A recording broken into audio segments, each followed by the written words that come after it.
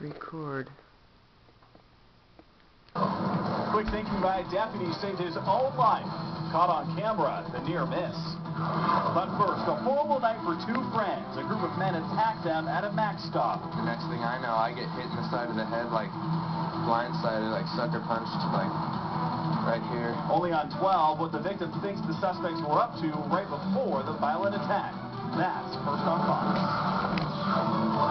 And good evening. Thanks for joining us. I'm Chad Carter. Sophie is off tonight. And first on Fox, a Portland man in the hospital with a broken jaw tonight after he and a friend say they were attacked at a Mac stop. It happened last night at the Skidmore station in downtown Portland just after midnight.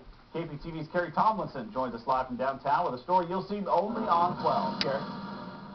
Well, a Portland teen told us he was waiting for the Macs with his friend when he says a group of men then joined them and told them they wanted to fight. He says at that point, the men pushed them down onto the Macs track. You can see there's a lot of blood right there.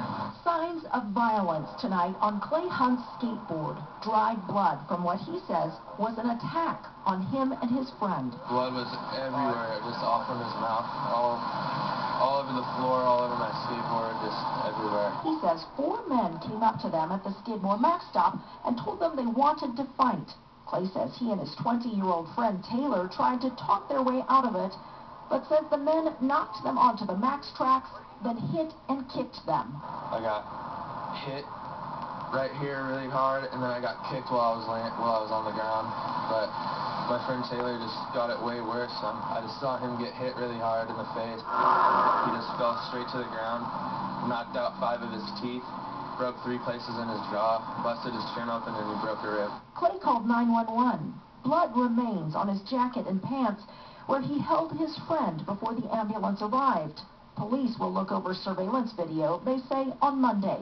Taylor is now in the hospital, an artist and musician with damage to his head and hands. Clay's taken the wheels off his skateboard in honor of his friend, but he's still in shock that someone would attack like they did.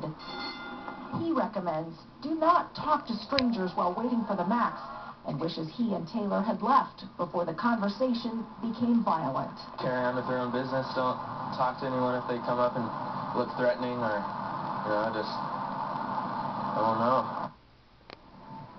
Now, he says that 2 of the men were wearing Tap Out t-shirts, and Tap Out is an ultimate fighting clothing gear company. On the website, in some places, it talks about taking the streets with no remorse for those who cross their path. So he wonders if perhaps these men were interested in emulating that thought, and he believes they were indeed looking to beat someone up that night.